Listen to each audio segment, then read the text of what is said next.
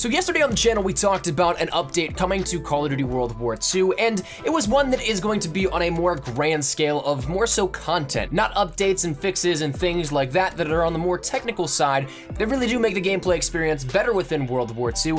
That one was more so focused on the side of content that's coming up in the near future for the game. Now, while that still does hold true, both unfortunate timing for my video to go up and also in a great sense for it to be fixed in a manner of which it's still fresh on everybody's minds, there was a massive update to Call of Duty World War II today that dropped earlier in the afternoon. If you guys are watching this the day that this video goes live, there was an update that went live that fixed a lot of different things that we've been having issues with, but also left us with some things that we're still a little curious on as to when they'll be fixed entirely. So that said, we're gonna be talking about and breaking down everything that you need to know about this patch here in this video today. There's a lot to cover, but also a lot that we won't be able to cover because they're once again the more technical stuff that you as a player and viewer might not necessarily care about. But for those that want to check out the full patch notes, I'll leave that down there in the description below for you guys to either follow along or take a look at everything that was included in this as well.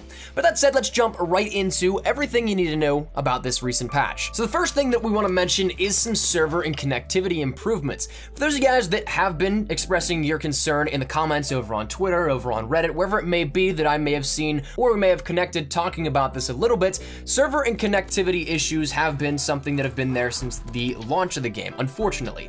But that said, it is something where they are supposedly a little bit better here within this one, and having played a little bit before this update dropped today, and also for about an hour immediately thereafter, it's something that it could be totally placebo effect, and maybe I'm just putting that thought in my mind, but it did feel like connection was a little bit better, like my shots were hitting a little bit more consistently, and things along those lines. So while it's something that may still once again vary from player to player and the experience is totally on the user end depending on a various number of factors, as always with connection issues, that's something in which this was supposedly addressed and made a little bit better.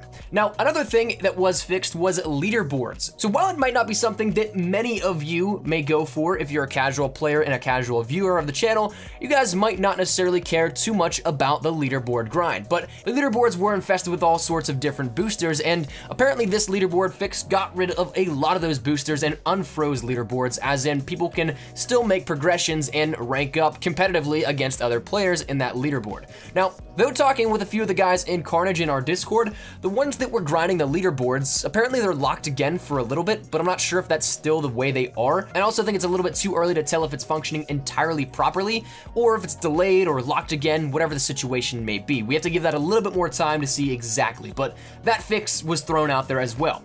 Now, one that you guys definitely will care about are map exploits. There were a couple that were actually addressed, including map exploits on Point to Hawk, USS Texas, London Docks, and Flak Tower. Now, this is something in which I personally haven't seen much of the ones on USS Texas, London Docks, and Flak Tower, but the Point to Hawk map exploit, though not called out specifically, this should get rid of everything in that glitch spot in terms of up on that rocks by the radio bunker. Now that to me makes me incredibly happy because I hated playing Point to Hawk ever since that glitch was a prominent thing and a lot of people knew about it because it really did cut into the gameplay experience. But having it fixed now is definitely something I'm happy with. So if you guys have been annoyed by this, well then you guys can be happy as well too. Now, there also were snaking exploits that were addressed and fixed here with this one. Personally, I didn't see too much of these snaking exploits, but I did see a lot of talk and chatter about it over on Reddit, but that's something that personally I didn't experience it that much. You guys may very well have, but that's been addressed and fixed now as well too. The S&D bomb glitch was something that was addressed and fixed as well too. This was something that if you follow competitive Call of Duty at all, you'll probably have seen this once or twice at least, but this was something in which you threw a Molotov and then afterwards you picked up the bomb. It would lock the bomb in the player's hands. They wouldn't be able to use their weapons, they wouldn't be able to switch to a primary, secondary, or anything like that. They would just have it locked on the screen that it looked like and the animation that it looked like whenever you were planting the bomb. You wouldn't have obviously the progression bar of how long it takes to either plant or defuse the bomb, but you just have that bomb and fuse box in your hand and you couldn't do anything about it. So that's been something that's been addressed and fixed, so hopefully it doesn't happen again, though who knows, there's always some sort of bug that pops up in competitive, but nonetheless that's been fixed. Orders and contracts as well have been fixed here too. For those of you guys that have been experiencing it, and I know a lot of people were, it was something I saw a lot in my comments over on Twitter and all sorts of things, but orders and contracts, you couldn't accept, complete, or turn in those orders and contracts at some points in time.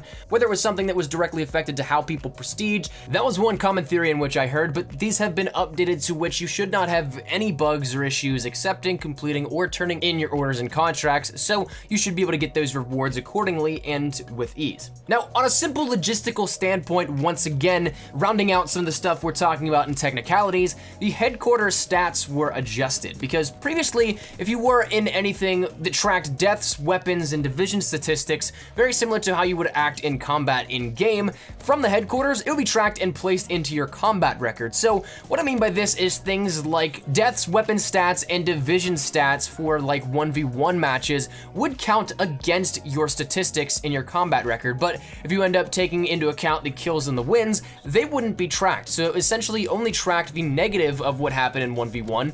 That's been addressed and now reworked to the point where they've been adjusted. I haven't really tested myself to see if it counts wins and kills for in your combat record or if it just wipes those entirely, but it's been adjusted to round out, once again, our logistical stuff, the more technical aspects. Now, getting into some big things here, the first thing that I want to talk about is the camo update, because for now it's been the last couple of weeks, it's been weird because a lot of people have been grinding out camos and everything like that, but if you take a look at when things have been debuted, such as Dark Matter, Exclusion Zone, Black Sky, those sorts of things were relatively known more so towards the beginning of the game itself and its launch. So while Black Sky took a little bit more progression because you had to be prestige based as well too with that, a lot of the stuff was figured out within the first couple of days, maybe a week or two after as well, whenever the game first officially launched. But we're now almost a month in, and today is the first day we're seeing actual full chrome camo gameplay that was earned in-game, not data mined or anything like that. This is because the camo challenges for the Panzerschreck were fixed in this update. They were glitched previously, in which players were prevented from receiving the snow camo that was, for a lot of people, the only thing they needed to unlock chrome. The final camo, the Dark Matter, the Black Sky, the Exclusion Zone of World War II, and this has been addressed and now fixed. So while personally I don't have any footage, I've seen a ton of players have it already. I know some players that have it personally. What I can do is toss up some screenshots for you on them on heroic weapons, but I think it looks absolutely fantastic thanks to some people over on Reddit, but nonetheless, they look pretty nice, I think. Of course, your opinion may vary depending, it's all subjective and there is no right or wrong answer, but this is what it will look like if you end up getting chrome camo and completing all those weapon camo challenge tiers. Now, as for stuff that you'll probably notice a lot in game if you're not going for camos, one thing in particular was that the fan favorite bar, BAR, it was nerfed to add more recoil. And this one I'm kind of impartial on, and I'm kind of interested to hear your thoughts and feedback on it too, because the bar's recoil was nerfed before, but that's not really the issue that players were having with it. Though I've personally not come into contact with many of these situations, it's happened to me a couple of times to which I can see the current complaints, but those complaints being that the time to kill, which comes down to the damage per shot and the fire rate, is too high on the bar. As well, the hip fire spread is very small, making it just as useful close quarters as a lot of SMGs. So the issues that players were having wasn't really necessarily with the recoil, but the other properties that still remain untouched. Now, of course, I have no idea, perhaps it's a placebo thing, and the true data in a non-memeing way at Sledgehammer indicates that it's not as great as we feel it is, but for the sake of commenting on the nerf itself, it's one that I don't think that the community was quite hoping for. So interesting to see where this goes in the future and if it's adjusted in an upcoming update once again, but for now the bar was nerfed specifically for its recoil. Now the next thing that is a big adjustment here is the primed basic training.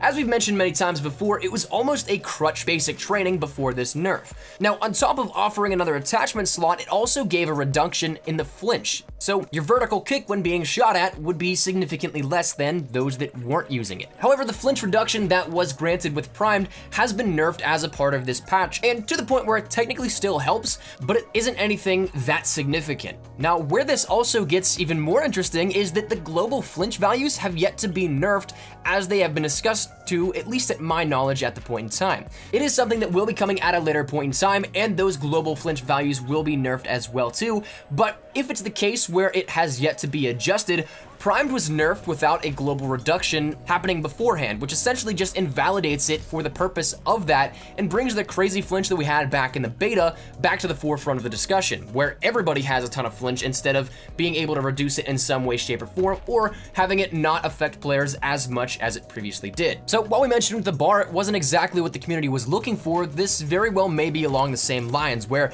it is nice to see a little bit of a nerf to Primed, but not necessarily exactly how the community was hoping for it to happen. Nonetheless though, that's something that Primed was nerfed, and those global flinch values will be changed in the future.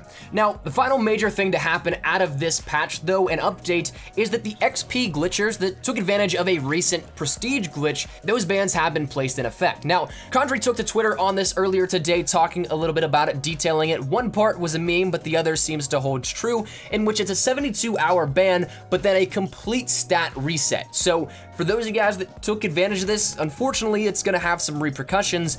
But I suppose on the bright side, you won't be out of the fight too long and you can start jumping back into your progression system, but just at a severe disadvantage depending on if you actually did stuff legitimately. So that's something that I always hate to see these sorts of things happen, but at least to my knowledge, unlike other glitches that we've seen in the past, this one you actually had to actively participate in to do it. So you had to involve yourself and not just stumble upon it. So it is what it is, but that's one thing that rounds out the major things that have been discussed within this patch. Now, that said, there's also a lot that really hasn't been addressed. On top of all these things that have been mentioned, we're still missing anything on footstep audio, global flinch values, though once again we talked about those will be coming at some point in time, deaths from teammates in hardcore, to which Condry actually did talk about this on Reddit a little bit. He didn't say whether it would be ricochet, a harder penalty, or removing deaths entirely from the stats and everything, perhaps maybe all of the above, but he did say that was coming at some point in time in the future as well. But also the spawn into spectate issue that we talked about recently too